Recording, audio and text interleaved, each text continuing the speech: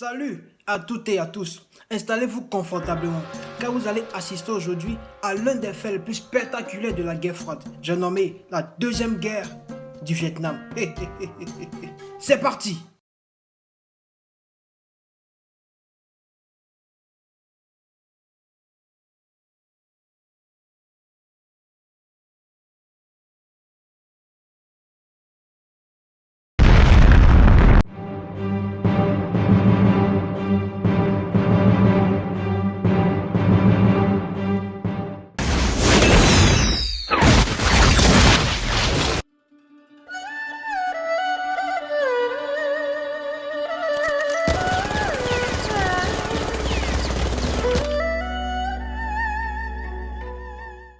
Alors, comprenez au préalable que cette deuxième guerre du Vietnam constitue une limite pour la coexistence pacifique vu le contraste qu'elle met en exergue. Elle comporte trois aspects, des causes, des manifestations et des conséquences. Les causes sont au nombre de 4, à savoir les conséquences de la première guerre du Vietnam, l'abus du pouvoir du régime sud-vietnamien, les divergences entre les Vietnamiens et l'intrusion des Américains. Parlons en premier lieu de la conséquence de la première guerre du Vietnam. Comme vous l'avez compris aujourd'hui, nous parlons de la deuxième guerre du Vietnam.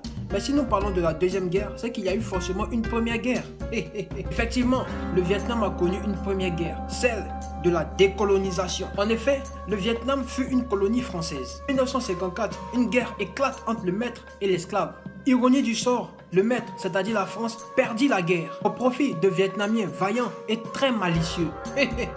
Après cette guerre, un accord de paix est signé entre les belligérants, c'est-à-dire la France et le Vietnam, le 20 juillet 1954 à Genève. Mais certaines dispositions de cet accord poseront problème, sans ignorer l'éclatement de l'Indochine en 3 États, le Cambodge, le Laos et le Vietnam. Le Vietnam était scindé en 2 parties, un peu comme la Corée du Nord et la Corée du Sud. Il était donc question d'un Vietnam du Nord avec pour capitale Hanoï et pour président Ho Chi Minh qui lui est pro-soviétique. Et un Vietnam du Sud avec pour capitale Saigon et pour président Bao Dai qui lui était pro-capitaliste. Passons maintenant à la deuxième cause, l'abus du pouvoir du régime sud-vietnamien. Nous sommes en 1955. Ngo Diem, premier ministre du président Bao Dai, sous la bannière des États-Unis, installe un régime dictatorial et va jusqu'à tarabuster les élections de la réunification prévues pour 1956. Il met en place une politique de répression terrible afin d'annihiler toute velléité communiste, poursuivant avec les divergences entre les Vietnamiens.